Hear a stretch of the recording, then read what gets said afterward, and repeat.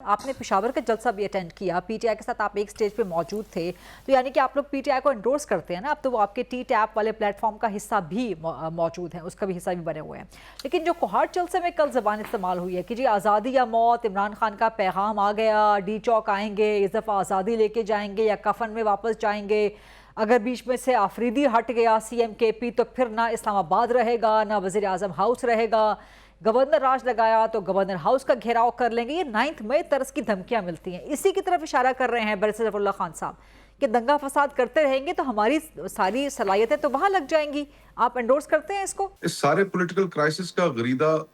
Basis کیا ہے، root cause کیا ہے، ہمیں اس کی جانب توجہ دینی پڑے گی۔ میرے خیال میں اور بہت سے اور لوگوں کے خیال میں بھی، آپ بھی اس سے ڈس ایگری نہیں کریں گے کہ جو روٹ کاز ہے وہ متنازع الیکشنز ہیں۔ 2018 کے الیکشنز ہوں، ان میں بھی آر ٹی ایس فیل ہو جاتا ہے، اور 2024 کے الیکشن تو ماشاءاللہ ان کی حالت ہمارے سامنے ہے۔ دنیا بھر میں ہم نے دیکھا کہ انتقال اقتدار ہمیشہ حساس ترین پیریڈ ہوتا ہے کسی بھی سوسائٹی میں، کسی بھی ملک میں، اور ہم نے تاریخ پہ اگر ہم نظر دوڑائیں تو ہم نے انتقال اقتدار کے پروسیس کے دوران گردنیں بھی اڑتی دیکھی۔ تو اسی کو پروسیس کو سموتھ کرنے کے لیے، ایکسیپٹیبل بنانے کے لیے، وائلنس فری بنانے کے لیے، ڈیموکریسی کے اندر، جمہوریت کے اندر الیکشنز کا ایک پروسیس اس کو ترجیح دی گئی کہ جس میں عوام اپنے پارٹیسپیشن کے ذریعے، بیلٹ کے ذریعے پرامن طریقے سے اپنا اگلا حکمران چن لیتے ہیں۔ لیکن انفارچونیٹلی پاکستان میں ہم نے انتقال اقتدار کے پروسیس کو اتنا متنازع بنا دیا ہے کہ جب تک ہم اس روٹ کاز کو ایڈریس نہیں کریں گے، ہم پرپیچوئل کرائسس میں رہیں گے۔ آج بھی جو ہم کرائسس پاکستان میں دیکھ رہے ہیں، یہ کرائسس پیناما پیپر سے شروع ہوا اور آج تک اس نے اپنے لپیٹ میں پورے ملک کو اور ملک کی سیاست کو لے رکھا ہے۔ اور آپ نے ابتدائی میں بالکل ٹھیک کہا کہ اس سارے کرائسس کی جو اصل قیمت ہے وہ پاکستان کے عوام ادا کر رہے ہیں۔ اگر آج آدھا پاکستان سطح غربت سے نیچے جا چکا ہے تو وہ اس پولیٹیکل کرائسس کی وجہ سے۔ اگر ملک میں بے روزگاری انتہا پر ہے اور ہمارے بچے بھائی یہ ملک چھوڑنے پر مجبور ہیں،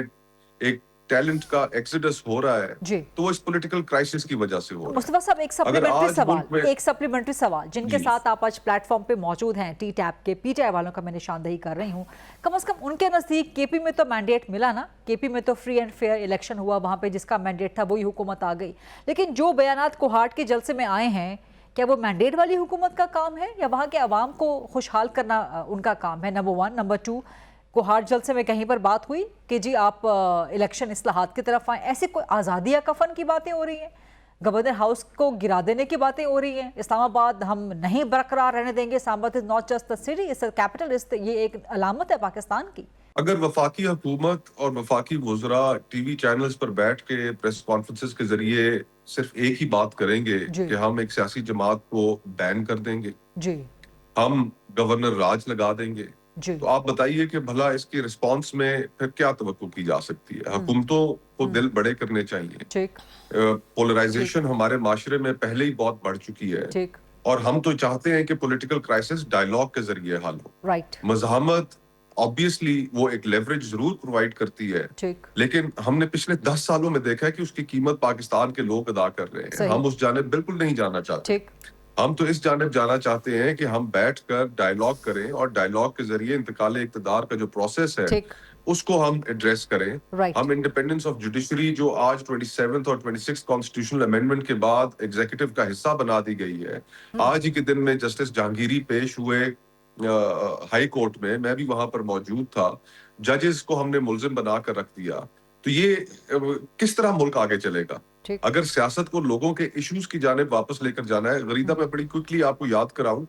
کہ ہم نے وہ وقت بھی دیکھا کہ جس وقت عمران خان صاحب جب حکومت میں تھے تو خیبر پختونخوا کے اندر وہ لوکل گورنمنٹ الیکشنز ہار گئے،